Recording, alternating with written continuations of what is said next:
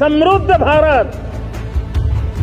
অদ্ভুত বক্তব্য ও কর্মকাণ্ড দিয়ে ইতোমধ্যে যেসব রাজনৈতিক নেতা প্রধানমন্ত্রীর সমালোচিত বিতর্কিত হয়েছেন তাদের মধ্যে যেন প্রথম সারিতে রয়েছেন ভারতের প্রধানমন্ত্রী নরেন্দ্র মোদী। নানা সময়ে নানা জায়গায় ভালো মন্দের তোয়াক্কা না করেই করে বসেন এমন সব মন্তব্য যা কখনো মানুষের কাছে হয়ে ওঠে হাস্যরসাত্মক, আবার কখনো তা জন্ম দেয় তীব্র বিতর্কের। এমনকি বিতর্কিত মন্তব্য করায় প্রায়ই তাকে মার্কিন প্রেসিডেন্ট ডোনাল্ড ট্রাম্পের সঙ্গেও তুলনা করে বসেন অনেকেই।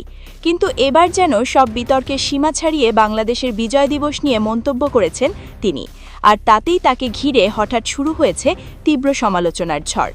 বাংলাদেশের জন্য ৭১-এর মুক্তিযুদ্ধের অবদান অস্বীকার করার কোনো উপায় নেই, তবুও মুক্তিযুদ্ধ, স্বাধীনতা ও বিজয়কে ঘিরে বরাবরই বিতর্ক ছড়িয়েছে অনেকেই। আর এবার সেই বিতর্কের আগুনেই যেন আবারও ঘি ঠেলেছেন ভারতের প্রধানমন্ত্রী নরেন্দ্র মোদী। মঙ্গলবার সামাজিক যোগাযোগ মাধ্যমে এক পোস্টে তিনি ১৬ই ডিসেম্বরকে বিজয় দিবস হিসেবে গণ্য করে শুভেচ্ছা জানিয়ে একটি পোস্ট দিয়েছেন। যদিও বিষয়টি স্বাভাবিক বলে মনে হলেও একটু লক্ষ্য করলেই দেখা গেছে সেই শুভেচ্ছা বার্তাটি বাংলাদেশকে নয়, বরং দেয়া হয়েছে তার নিজের দেশ ভারতকে উদ্দেশ্য করে। সেখানে ভারতীয় সেনাদের জয় জয়কার করা হলেও সেই পোস্টের কোথাও ছিল না মুক্তিযুদ্ধের কোনো কথা, এমনকি সেখানে বাংলাদেশের নামই উল্লেখ করেননি মোদী।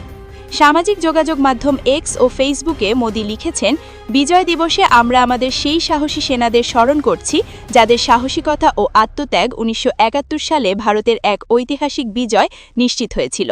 তাদের দৃঢ় মনোবল এবং নিঃস্বার্থ সেবা আমাদের দেশকে রক্ষা করেছে এবং আমাদের ইতিহাসে একটি গৌরব এনে দিয়েছে।